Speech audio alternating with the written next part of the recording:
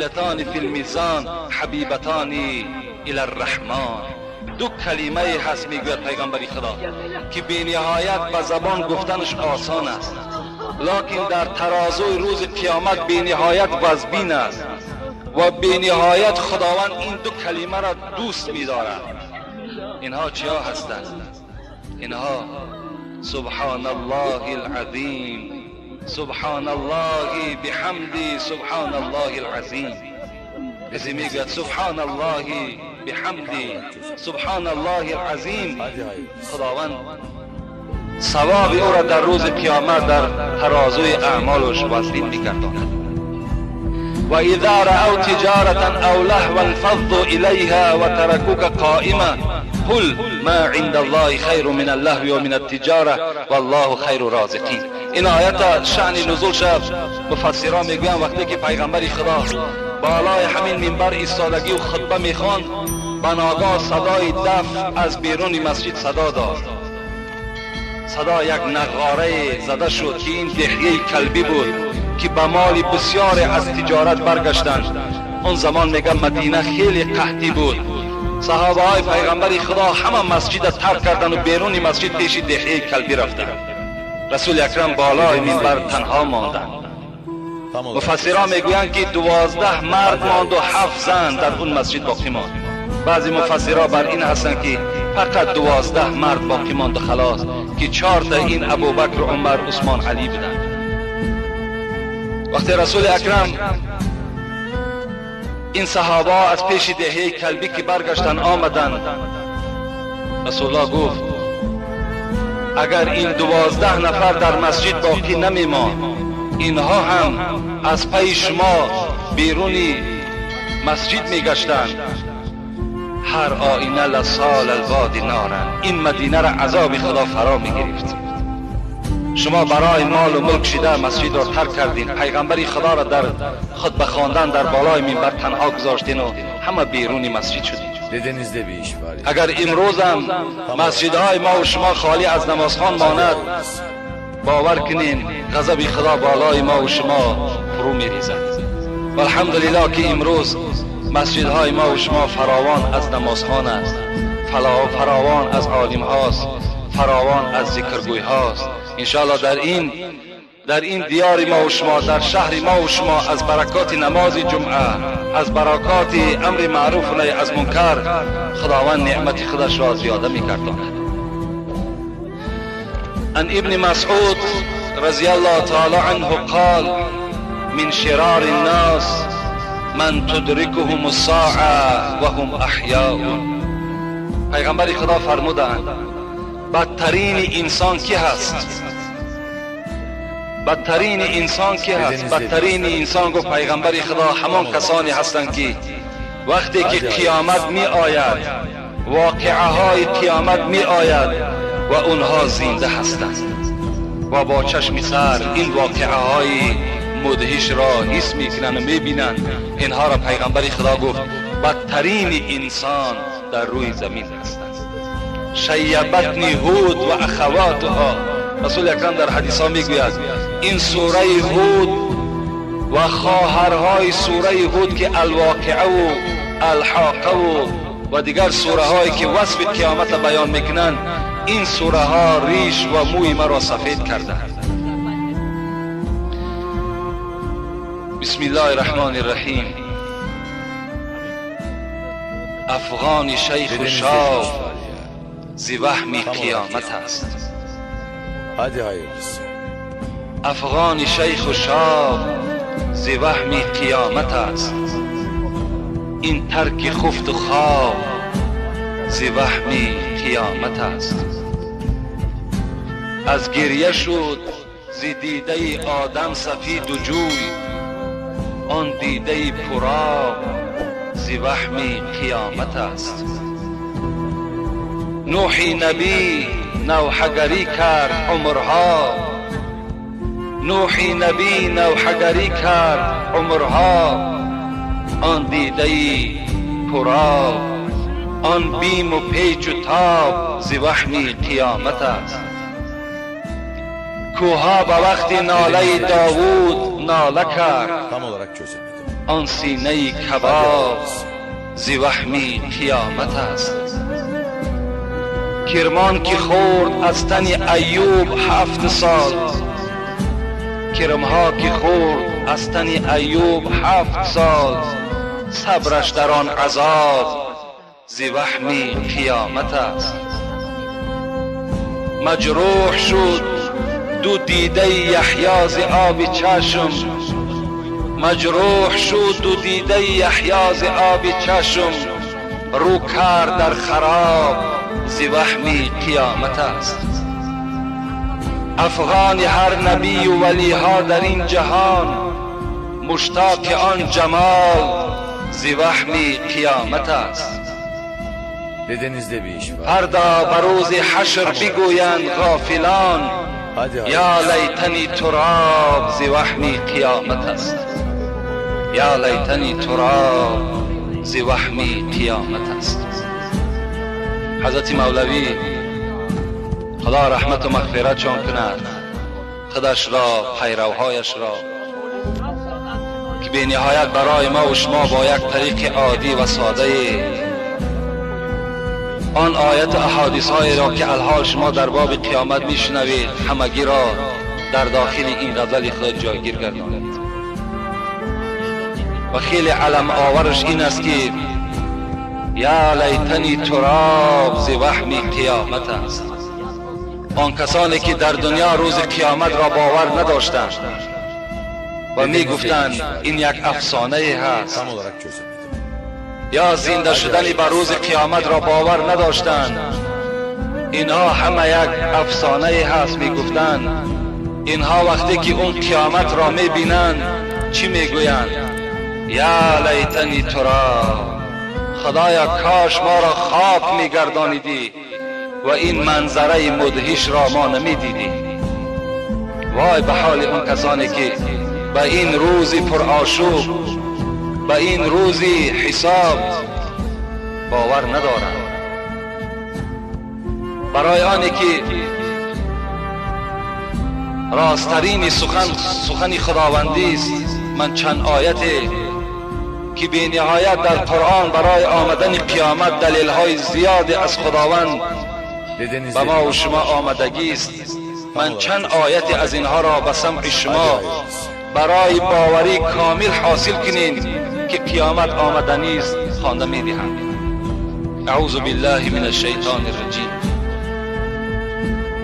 ان الساعة آتیة لا ریب فیها ولكن اکثر الناس لا یؤمنون. صدق الله العظیم.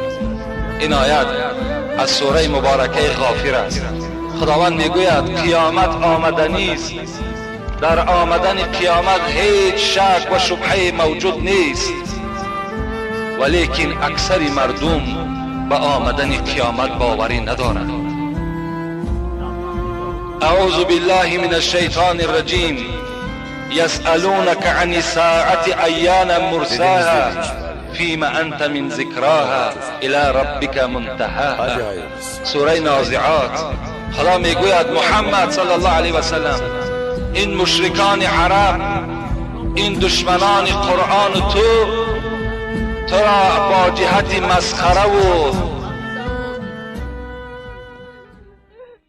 سوال میکنند که کی می آید قیامت. با اونها خبر بده که من از ساعت قیامت چیزی را نمیدانم. ساعت آمدن قیامت نزد خداست. اعوذ بالله من الشیطان الرجیم. ان الساعة آتیة اکاد اخفیها لتجزا کل نفس بما تسعی. سوره طه. خداوند در سوره طه چی میگوید؟ ای بندگان من، قیامت آمدنی است، در آمدن قیامت هیچ شک و شبهه نیست، لکن دوست می‌دارم که قیامت را مخفی نگاه دارم، پنهان نگاه دارم، حتی خود درک نداشته باشم، تا که بندگان خود جزا دهم، مکافات دهم به آن عملهایی که در دنیا انجام دادند.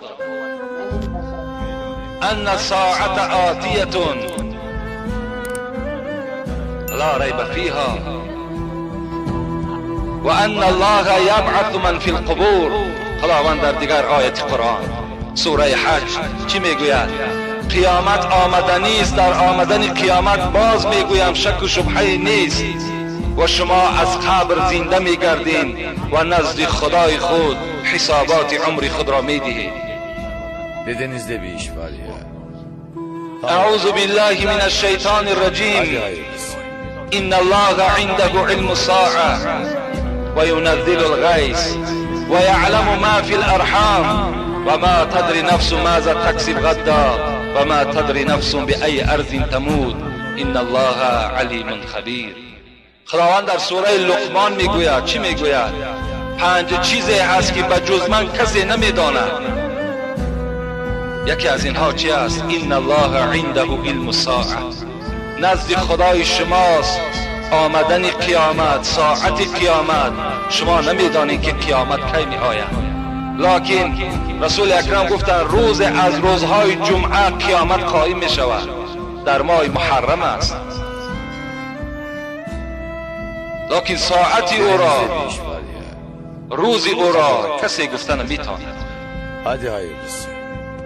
بگذاریم در سوره یاسین چی میگوید؟ و یقولون متى هذا الوعد ان کنتم صادقین ما ينظرون الا صیحة واحده تأخذهم وهم يخصمون فلا يستطيعون توصیه.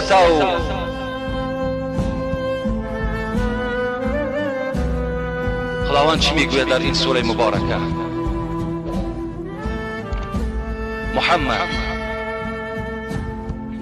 و ای مؤمن ها از شما پرسان میکنند متى هذا الوعد، این وعده ای که خدا داده ایستاده است که قیامت می آید کی می آید؟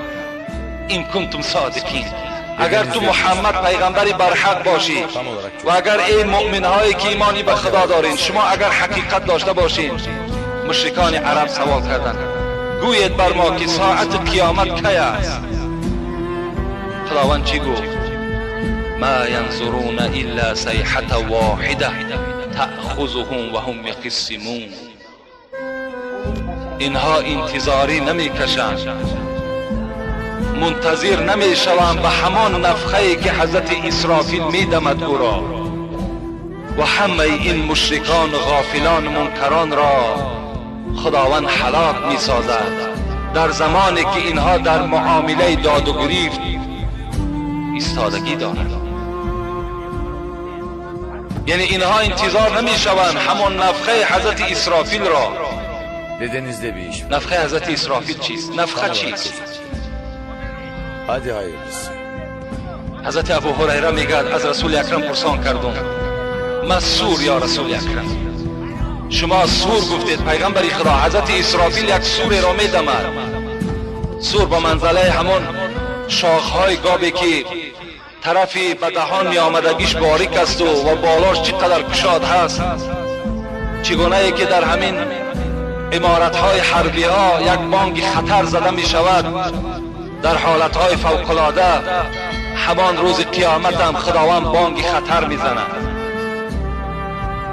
و حضرت اسرافیل در دهان خود همان شیپور، همان سور در دهان او ایستادگی است. امر میکند خداوند، امرش میکند و نفخ فی الصور فصعق من فی السماوات و من فی الارض الا من شاء الله. خدا میگوید وقتی که اسرافیل را امر میکنم سور را بدم، چنان یک آواز دهشتناک دارد که رسول اکرم در بعض روایت ها گفتند این سور حضرت اسرافیل 11 دایره دارد، چگونه ای که همین نی هایی که چند سوراخی دارند این هم میگد 11 دایره دارد که هر دایره او میگد قسم به عظمت خداوند که برابر زمین و آسمان گشاده است و در داخل وی تمام روح های ما و شما جایگیر است. سور را میدمد. خداوند میگوید فصعق من فی السماوات و من فی الارض. وقتی که این سور دمیده می شود تمام آن مخلوق هایی که در زمین و آسمان هست همه هلاک می شود. همه نابود میگردند. الا من شاء الله، مفسرها گفتند از آنی که خدا خواست این 4 ملائک مقرب است. 4 ملائک مقرب هست که اینها هلاک نمی شود. با کشیدن سور حضرت اسرافیل، حضرت ملک الموت، حضرت جبرائیل، حضرت اسرافیل و عزرائیل باقی میمانند. وقتی اینها باقی میمانند، ملک الموت را خداوند سفارش میدهد: ملک الموت، من بقی من خلقی، در روی زمین کی ماند؟ از موجودهای زنده کی ماند؟ Dedenizde bir iş var ya.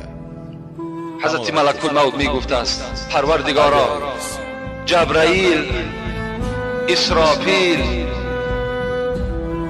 میکائیل، این 3 ملائک و این بنده ضعیف تو ملک الموت در حیات هستند. خداوند می گفته است: ملک الموت، قبض ارواح این 3 ملائک مقرب را انجام بده. می آمده است. حضرت جبرائیل میگوید در سجده هست، با 600 قناتی که دارد که هر قنات او دنیا را چپه میکند، قوت دارد. نزد جبرائیل می آمده است، می گفته است: برادر جبرائیل، خدا امر کرد که جان تو را ما قبض کنیم. و حضرت ملک الموت میگه نزدیک و جبرائیل می آید، مثل برادر را آغوش میگیرد و او را در آغوش میکشد و جان او را قبض میکند. نزد میکائیل می آید، نزد اسرافیل می آید، هر 3 اینها را جانشان را قبض میکند. باز نزد خدای خود میگه حاضر می شود. خداوند می گفته است: من بقی من خلقی یا ملک الموت، کی ماند؟ باز کی ماند در روی زمین؟ می گفته است: العبد الضعیف ملک الموت. یگانه در روی زمین، یگانه موجود زنده ای که در روی زمین است، این همون بنده ضعیف تو ملک الموت است و خلاص. خداوند می گفته است: ملک الموت، آیا تو سخنی مرا نشنیده ای؟ من گفته بودم کل نفس ذائقة الموت، همه باید که لذت مرگ را بچشد و تو هم از جمله اونها هستی. رو مر. حضرت میگوید به بعضی روایت ها می آید بین جنت و بین دوزخ و جان خود را میگد خود قبض میکند و چنان میگد برای اون مشکل می افتد، چنان یک نعره میزند، چنان یک صدای میزند که کتاب مفسر قرآن میگوید اگر همان زمان یک موجود زنده میشد، هر آینه باز از این داد و فریاد حضرت ملک الموت جان دوباره رو میدید، هلاک دوباره رو میچشید. اگر دانستم این سختی مرگ Dedenizde bir iş var ya. و مردم کردم این کار آسان. گفته حضرت مولوی در کتاب خودش ذکر میکند که حضرت میگفته است اگر میدانستم که شدت مرگ، سختی مرگ اینقدر مشکلات دارد، هر آینه به مردم یک مهربانی خدا روا میدیدم. حضرت ملک الموت هم چکار میکند؟ جان را به حق تسلیم میکند. خداوند بعد آنی که کسی در روی زمین نمیماند فریاد میزده است. چی میگفته است؟ یا ایتها الدنیا، ای دنیایی که تو فنا شونده هستی، ای دنیایی که تو نابود شونده هستی، این الملوک، این ابناء الملوک، این الجبابره، این الذین یأکلون الرزق و یعبدون غیره. ای دنیا، Hadi hayırlısı. آها کجاست؟ کجاست آن پادشاهایی که پادشاهی میکردند؟ کجاست فرزندهای پادشاهها؟ کجاست آن کسانی که کبر می‌ورزیدند، پول داشتند، مال داشتند، خدای خود عبادت نمی‌کردند؟ کجاست اونها؟ کجاست آن بندگانی که رزق مرا می‌خوردند، نعمت مرا می‌خوردند، لکن در دین دیگر بودند، خدای دیگر را عبادت می‌کردند؟ کجاست؟ فلم یوجد احد ان یوجبه. گفته می شود که کسی نیست که جواب خداوند را جواب بگرداند. Dedenizde bir هیچ iş کس var. نیست به جز او ذات. Tam olarak çözemedim. همه هلاک شدند. Hadi hayır. ولا تدعو مع الله إلها آخر لا إله إلا هو كل شيء هالك إلا وجهه له الحكم وإليه ترجعون. خدا میگوید بجز من ذاتی توانا دیگر ذات نیست، بجز خدا بودنی من دیگر خدای نیست. من یکه و یگانه هستم، ذات و مثل و مانند ندارم. کل شیء هالک، همه چیزی دنیا هلاک شونده است، الا وجهی، مگر ذاتی خداوندی باقی میماند. کسی یافت نمیشود که جواب بگوید. خداوند با نفس خود میگفته است لله الواحد القهار. این دنیا از همان خدایی که صفت او قهار است به همون باقی ماند. Hadi hayırlısı. دوام آیتی سوره یاسین. فاذا نفخ في الصور ونفخ في الصور فاذا هم من الاجداث الى ربهم ينسلون. قالوا يا ويلنا من بعثنا من مرقدنا هذا ما وعد الرحمن وصدق المرسلون. صدق الله العظیم. تمام دنیا نابود شد، همه هلاک شدند، کسی در دنیا نماند. خداوند حضرت اسرافیل را باز زنده میگرداند، همان اسرافیلی که نفخه را میکشد، سر را میکشد. Dedenizde bir iş var ya. دویم باره حضرت Tam olarak çözemedim. باز میدمد، Hadi hayırlısı. صدا میزند. تمام آن مرده هایی که میلیون ها سال در زیر قبرها خواب بودند، من الاجداث الی ربهم ینسلون، اینها از خاک زنده میگردند و به سوی خدای خود شتابان فرشته ها اونها را پیش کرده میبرند. خداوند این را به ما و شما خبر میدهد. آیا ما و شما باوری به زنده شدن نداریم؟ نظر میکنیم به مثال هایی که خداوند برای ما و شما میارد.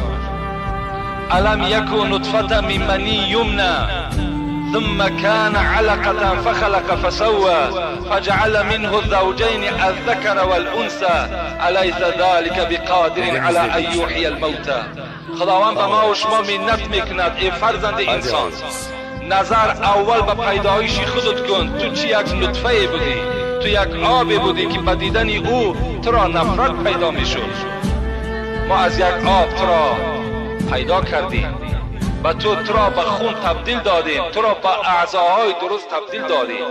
از این یک آب باز ما نرینه و مادینه آفریدیم. الیس ذلک بقادر علی ان یحیی الموتى. مادام اینقدر قدرت داشته باشیم، خدا میگوید پس زنده گردانیدن شما برای من چه مشکلاتی دارد؟ هیچ مشکلاتی ندارد. در هیچ جا نبودین شما، من شما را پیدا کردم. در حالتی که استخوان پوسیده تو هست، برای ما چی مشکلات دارد که در او باز جان دوباره را Dedenizde بدهیم؟ bir iş var ya. هیچ مشکلاتی ندارد. Tam olarak çözemedim. Hadi hayırlısı. اولم یر الانسان انا خلقناه من نطفه فاذا هو خصیم مبین. خداوند میگوید ای انسان، تو اول در آفرینش خودت تذکر کن، اول پیدایش خودت نظر بکن. و ضرب لنا مثلا و نسی خلقه قال من یحیی العظام و هی رمیم. سوره یاسین است. بعضی از بندگان نافهم من که این مفسرای قرآن میگوید این امیه ابن خلف بود که دشمن پیغمبر خدا بودند، دشمن قرآن بودند. این ناکس، این بدبخت نزد پیغمبر خدا آمدند. خدا میگوید و ضرب لنا مثلا، این بنده نافهم، این گمراه برای من مثال میارد. چی مثال میارد؟ و نسی خلقه، حال آن که پیدایش خودش را فراموش کرده است. و ما مثال میارد که قال من یحیی العظام، ای محمد بگو این استخوانی که وحی رمیم خاکستر شده است، این را کی زنده میگرداند؟ در دستش میگه یک استخوان آدم بود و یا میگه به خاکستر مبدل کرد. بعضی مفسران میگه همچنان پوف هم کرد به سوی رسول اکرم که گرد چنگی استخوان در آسمان برآمد. گفت محمد ای را کی زنده میکند؟ آیتی آمد قل یحییها الذی انشأها اول مره و هو بكل شیء علیم. بگو ای محمد به این ابیه ابن خلف خبر بده که آن ذاتی که این استخوان نبود این استخوان را پیدا کرد، همون ذات باز در همین استخوان جان دوباره را داخل می‌گرداند. بگو به این الذي جعل لكم من الشجر الاخضر نارا فاذا انتم منه توقدون. در دوام همین آیت خدا چی میگوید؟ ای بندگان من، شما نظر کنید که من از دو درخت سبز که را عفار میگن یکیشه، دو درختی هستن سبز هستن، خدا میگوید وقتی اونها را میبرند اینش در اینش میزنند از اونها آتش میگد فراوان میبراید. این درخت ها الحال موجود هستند، درختی سبز هست.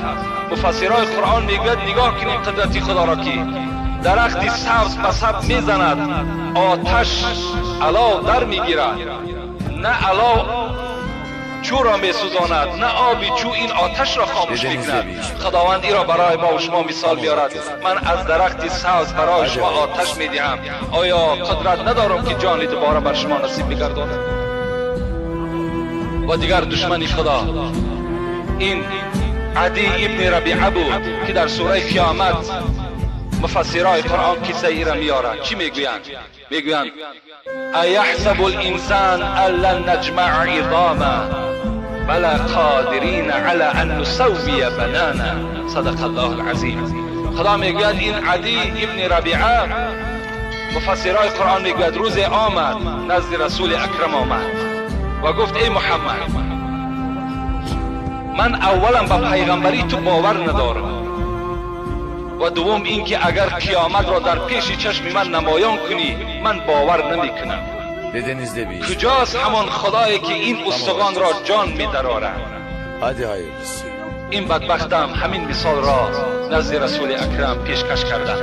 خداوند چی گفت؟ بلا قادرین علی ان نسوی بنانه. ای رسول اکرم به این بنده گمراه خبر بده که من در این استخوان فردا روز قیامت جان دوباره را داخل میکنم. حتی چیکار میکنم؟ بنانه همین ناخونهای خودت را در خودت پیدا میکنم. مفسرای قرآن میگویند ساختن ناخون که خیلی کاری مشکل است و رگه های خیلی باریک دارد، استخوان های خیلی باریک که دارد، خدا همین ناخون را در اینجا بر ما منت میکرد که حتی ناخون هایی که در دنیا داشتی همین ناخون های خودت را در تو پیدا میکنم. البته خدای ما و شما قدرت دارد. خدای ما و شما قدرت دارد که ما و شما را بار دیگر زنده بگرداند. امروز پیروای این ابیه ابن خلف و عدی ابن ربیعه در بین ما و شما زیاد است. بسیار از انسان هایی که به روز قیامت و زنده شدن روز قیامت باور ندارند، لکن اینها از همون طایفه انسان هایی هستند که روز قیامت اینها میگویند خدایا کاش خاک میشدیم، کاش یک نوده درخت میشدیم انسان نمیشدیم، کاش که در دنیا ما به این قولهای خداوندی باور میکردیم که امروز اینقدر از رحمت خدا دور نمیگشتیم.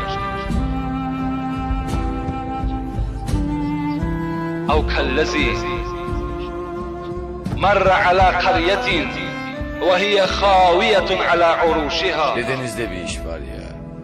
خداوند قصه دیگری برای زنده شدن روز قیامت به ما و شما خبر میدهد. این قصه حضرت عزیر است که در سوره بقره در آیت 255 این قصه میگذرد. میگوید خداوند حضرت عزیر میگوید روز با یکی از دیهه ها گذر میکرد، با یک قشلاقی میگذشت، بالای خر سوار بود. و هی خاویة علی عروشها. این دیهه میگد از دست بخت النصر که کافر همون زمان بود در بیت المقدس این دیهه خراب شده بود. این بخت النصر هجوم به همین بیت المقدس کرده بود است زمانهایی که حضرت عزیر پیغمبر بودند dedenizde bir iş و var. همون دیه را چنان خراب کرد که وهی خاویتون علی عروشها. خدا میگوید اول سقف خانه در زمین زدگی بود و دیوالها از بالای سقف خانه بودند و در زیرش انسانها هلاک شده بودند. این بخت و نصر همچنان یک هجومی رذیلانه به این موحدای خدا کرده بود. چگونه ای که امروز دشمن آشکارای اسلام پادشاه امریکا بالای مردم عراق دارد که فرد به او رحم نه به کودک دارد، نه به زن دارد، نه به هیچ کس ندارد، این چنین معامله را انجام میدهد. این بخت و نصر هم پیرو این بدبخت دیگرش همین معامله را در بیت المقدس کرده بود. حضرت عزیر وقتی میگد گذر کرد از این قشلاق، قال ان یوحی هذه الله بعد موتها. Dedenizde bir iş این حضرت میگه شک نآورد، شبهه نآورد، بلکه بعید شمارید، دور شمارید که خدایا این دیه را کی تو آباد میکنی و این مرده ها را چگونه تو زنده میگردانی، در حالتی که سقف خانه در بالا، دیوال های خانه در بالای اینها چپه شده است. وقتی این گمان را میگه حضرت عزیر به خاطر خود که گذرانید، از خر خود میگه پایان شد و خر خود را میگه در یک جا طویله کرد و در پیش خودش خوراکی داشت. این آب انگور بود میگه و انجیر بود، گذاشت کمی از این طعام ها میگه خورد و میگه به تکیه همون دیوال میگه خواب کرد. فاماته الله 100 عام. tam olarak çözemedim. قصه قرآنی است. Hadi hayırlısı. در این باید ما ذره شبهه نداشته باشیم. و مجردی که حضرت عزیر میگه خواب کرد، خداوند در همون خواب میگه جانش گرفت و 100 سال در اینجا خواب کرد. و تکیه همین دیوال میگه خداوند میگه این عزیر 100 سال خوابی، ثم بعثه. آن گمانی که در دل داشت برای گمانی خودش حاصل شود و بعض شک و شبهه که اگر در دل داشته باشد دور بگردد، بعد 100 سال خداوند میگه من عزیر را زنده گردانیدم. قال کم لبسته. وحی روان کرد خداوند عزیر چند سال شد تو خواب هستی؟ چند روز Dedenizde شد؟ bir iş var ya. قال لبست یوما او بعض یوم. Hadi hayırlısı. مادامی که میگد عزیر در اولی روز که خواب کرده بود و بعد 100 سال که خدا زندش گردانید و قریب فرو رفتن آفتاب که بود، تصور کرد که همان روز از گفت خدایا گمان میکنم که یک روز خوابیدم یا نیم روز خوابیدگی هستم. قال لبست 100 عام. عزیر گفت تو 100 سال شد که در اینجا خواب هستی، 100 سال شد. فانظر الى طعامك و شرابك لم يتسنن. در سوره بقره قصه قرآنی است. ای عزیر اگر تو باور نمیکنی به طعامت و به شرابی که در پیش داشتی نظر کن، حتی طعام و شرابت ویران نشدن. Tam olarak çözemedim. لم يتسنن. Hadi hayırlısı. وانظر الى الحمار لنجعلك آیة للناس. نظر بر خرت کن، اون خری که تو طویلش کرده بودی احوال او را ببین. وقتی که نظر به خر میکند، خرکیها پوسیدگی و استخوانهای او خاکستر شدگی هستند. خداوند میگوید این معامله را ای عزیر من برای او با تو انجام دادم تا که این یک مثال برای بندگان من شوند، تا که اونها باور کنند که خداوند این قوه را دارد، این قدرت را دارد. وانظر الى العظام. وقتی که حضرت عزیر را بیدار کرد، میگه در حالت جوان بود، در حالت همون جوانیش خواب کرده بود. Dedenizde bir iş var ya. وقتی که خداوند او را کامل ساخت و زنده گردانیدش، امرش کرد. عزیر گفت وانظر الى العظام کیف ننشزها. نظر به همین خاکستر، نظر به همین استخوان خری که خاکستر گشته است، به همون نظر کن چگونه استخوان را ما در حرکت می‌دراریم. حضرت عزیر چشمهای خود کشاده و نگاه به همون استخوان ها میکرد. و ناگاه میگه استخوان ها در حرکت در آمدن و هر یک رگ و پیوند آمده به خودش پیوست میشد. ثم نکسوها لحما، خدا میگوید وقتی که استخوان ها درست شد میگه بالای این استخوان ها دا میگه ما گوشت چیکار کردیم؟ گوشت را هم کشیدیم. فلما تبین له، وقتی که این خر مکمل شد از جای خود خیست و هنگرز کرد. وقتی این حضرت عزیر دید میگه قال اعلم ان الله علی کل شیء قدیر، گفت پروردگارا من به قدرت تو باوری دارم، تو مرده را زنده میگردانی. اینم قصه قرآنی است، اینم برای اون است که ما و شما بیدار شویم. این عقیده های اتئیستی و این عقیده های ضد اسلامی که انسان مرد برای قیامت نیست، برای او زنده شدن نیست، این مثال های خداوندی باید ما و شما را بیدار بگرداند. از پس همین حضرت عزیر آیت دوام دارد. حضرت ابراهیم قصه شو بیارد. حضرت ابراهیم چی گفته بوده است؟ قال و اذ قال ابراهیم رب ارینی کیف توحی الموتى. حضرت ابراهیم خلیل خدا گفته بوده است خدایا Dedenizde bir iş var ya. من در زنده گردانیدن تو هیچ شک و شبهه ندارم، Hadi hayırlısı. لیکن پروردگارا تو چگونه مرده را زنده میگردانی؟ حضرت ابراهیم هم از خدای خود پرسان کردند. ابن کثیر در تفسیر خود میگوید حضرت ابراهیم شک و شبهه نداشتند، بلکه علم الیقین خود را خواستند در عین الیقین بگردانند. یعنی علمی که به زنده شدن خدا داشتند او را خواستند که با چشم سر مشاهده کنند.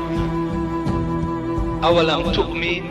خدا سوالش کرد. ابراهیم گفت خلیل من گفت تو در قدرت من باوری نداری؟ تو یا باور نداری که من مرده را زنده میگردانم؟ قال بلا ولكن لیطمئن قلبی.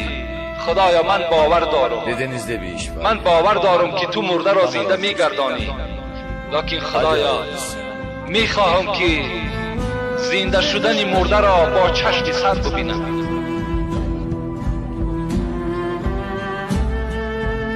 قال فخذ اربعه من الطير. خداوند امرش کرد ابراهیم مادامی که تو بخواهی که زنده شدن و قدرت خدای خدا با چشم سری خود مشاهده کنی، فخذ اربعه من الطير، 4 پرنده را بگیر. خدا امرش کرد. مفسرای قرآن در این پرنده ها اختلاف زیاد دارند، لیکن اکثر اونها میگویند حمامتون و دیکون و طاووسن Dedenizde bir iş var و ya. غرابن.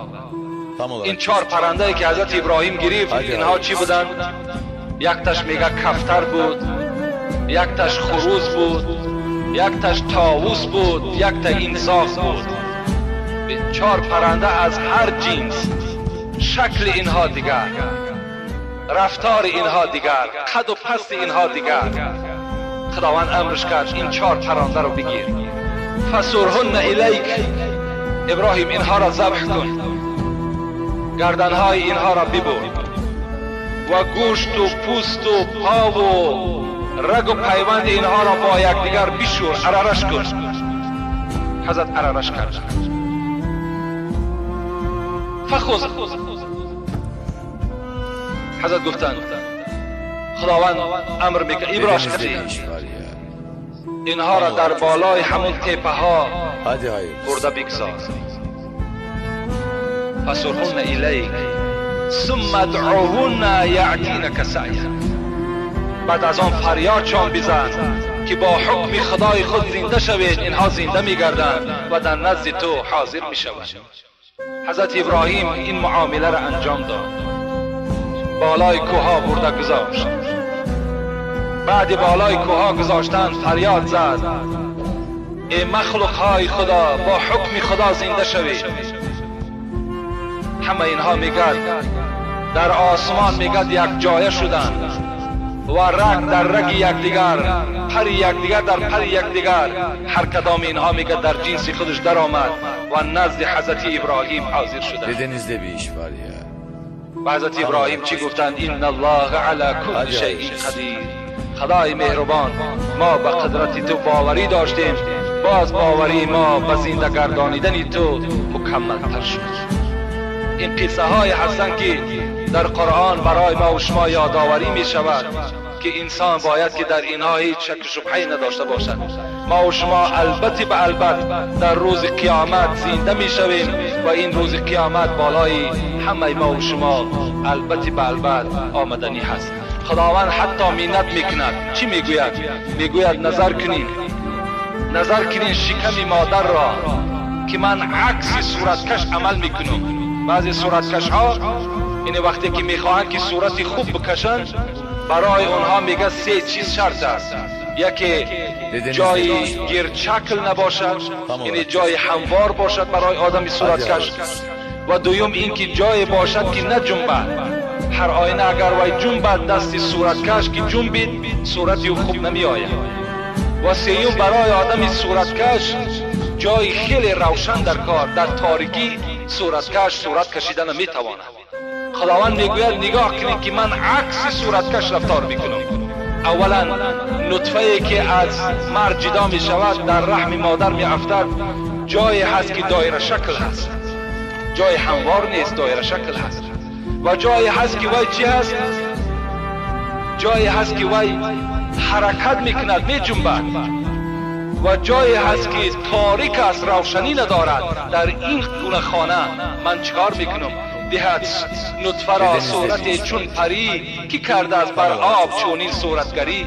شیخ سعدی میگوید از نطفه چنان فرشته های را می آفرد مثل ما و شما که از آب این چونین آدم خلق میکنه. والله انبتكم من الارض نباتا ثم يعيدكم فيها ويخرجكم اخراجا. خداوند میگوید انبته را در مفسرای قرآن میگویند که خداوند فقط در رستنی استفاده میکند. خداوند لفظ انبته را فقط در رستنی استفاده میکند. خداوند میگوید پیدایش شما مثل رستنی هست. نظر کنید، من یک مثال عادی برای شما میارم. دهقان زمین دارد، همون زمین را برای آنی که در او تخم پرتاید وی را کشت میکند، جفت میکند، برای تخم آماده میکند. انسان هم خداوند در قرآن میگه نساؤکم حرث لکم، زنهای شما کشتار شما هستند. همین زنها وقتی که دختر به وایکی رسید وی هم آماده جفت میشود، وی هم آماده کشت میگردد.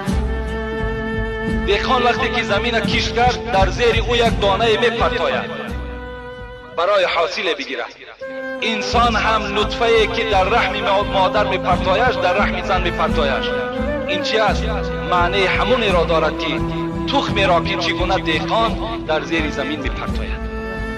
بعد این وقتی که این تخم را در زمین که پرتافت دهقان وی را نگاه و بین میکند تا که وی از زمین سر زده بیرون شود. انسان هم وقتی که نطفه در رحم امون زن که افتید وی 40 روز بعد به خون مبدل میگردد، 40 روز بعد دیگر به اعضاها درست میشود. وی هم در همون داخلی رحم مادر چیکار میکرد؟ نشء و نما مییابد. ثم شققنا الارض شقا. خداوند ببین میگوید وقتی که تخم در زیر زمین که پخت مکمل شد ما زمین فرمان میتیم پاره شد تا که این رستنی بیرون شود. زمین پاره می شود، رستنی بیرون می شود. وقتی این فرزندم که در شکم زن اگر بوایه رسید امر میکنیم ای رحم دری خدا کشاده کن تا که این فرزند بیرون شود، رحم بیرون می شود. وقتی رستنی که بوایه رسید دهقان چیکار میکند؟ داس را میگیرد و این رستنی را میدرود. انسان هم وقتی بوایه رسید داست اجل وی را میدرود. وقتی که دروید دهقان همون درزه را همون گندمی درویده که چیکار میکند؟ درزه میکند. انسان هم وقتی که مردشوها که شستن کفن که گرفتن وی را مثل درزه میبندند. بعد این دهقان درزه را چیکار میکند؟ میگیرد به خیرمند میبرد برای کفتن. ما و شما مرده را کجا میبریم؟ خیرمند، منزلگاه. به خیرمند میبریم تا که نزد خدای خودش حاضر شود. جواب آن اعمال هایی که در دنیا کرده است جواب اونها را در نزد خدا دهد. خب وقتی که همین دهقان زمین خودش را دروید، نظر کنید اگر دانه ای که در همون زمین در وقت درویدن افتیده بود، Dedenizde bir iş آیا var ya. همون دانه باز بار دیگر نمی براید؟ Hadi hayırlısı. می براید. با فرامدن باران باز همون دانه ای که در زمین دهقان افتیده بود، دهقان وی را از زمین نگرفت، همون چکار میکند؟ می سبزد، همون باز بالا می شود. انسان هم وقتی که در داخل قبر جا شد، پیغمبر خدا گفتند یأکله التراب، کل ابن آدم یأکله التراب الا عجب الذنب منه خلق یوم القیامه. خداوند میگوید وقتی فرزند آدم ما در خاک میگذاریم، یک استخوان دارد از بالای دنبش، از بالای همون دمغازه یک استخوانی هست که پیغمبر خدا که او را عجب الذنب میگویند. این عجب الذنب گفتند پیغمبر خدا وی نمیپوسد، وی ویران نمیشود. خداوند از همین عجب الذنب در روز قیامت باز ما و شما را چکار میکند؟ بی آفرد پیدا میکند. اگرچه قدرت خدای ما و شما بی همتاست، حتی ما عجب الذنب همون استخوان هم برای پیدا کردن خدا هیچ حاجت هم نیست. انما یأمره اذا اراد الله شیئا فیقول کن فیکون. این صفت خداوندی است. وقتی که خدا اگر بخواهد چیزی را که پیدا کند میگوید کن فیکون، بشو و بشود. و البته این موضوعی هست که در این ما و شما شک شبهه نداشته باشیم و امروز موضوع خود من هم جدا کردم بهر اینه که آمدن قیامت شک شبهه ندارد و زنده شدن ما و شما از روی این مثال ها و این آیت هایی که الحال خواندم، البته باید در ما و شما هیچ شک شبهه دیگر باقی نمانده باشد. و وقتی که ما و شما دوباره زنده می گردیم و نزد خدای خود حاضر می شویم، چی معامله ها خداوند با ما و شما می کند و اولین نفری که در روز قیامت کی هست زنده می گردد، انشاءالله خدا خواسته باشد جمعه آینده باز در این موضوع با شما صحبت میکنیم. و آخر دعوانا ان الحمد لله رب العالمین. پروردگارا ثواب و ثمره این امر معروف و نهی از منکر را در نامه اعمال این جمعیت ما کتابت بفرمایی و خدای مهربان اهل این جمعیت را مرادها و مطلوبها و مقصودهای نیکی که در دل دارند با فضل و کرم خود خدایا برآورده خیر بگردانی. گذشتگانشون خدا رحمت و مغفرت، حاجت طلبها باشد خدایا حاجت هاشون برآورده بگردانی.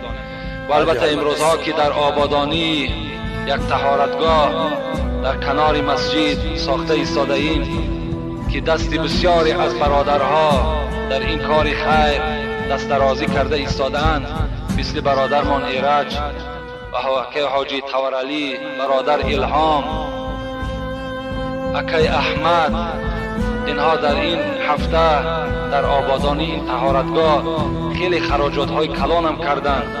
دعا کنیم که خدای مهربان این نفرها را عمر دراز و تن صحت و خاطر جمع نصیبشان بگرداند و هر مراد و مطلوب هایی که داشته باشند خدای مهربان با فضل کرم خود برآورده خیر بگردانی. آمین یا رب العالمین. و خیر احسان هایی که نزد ماست اینها را خدا به درگاهش مقبول و خداوند هر مرادی که دارند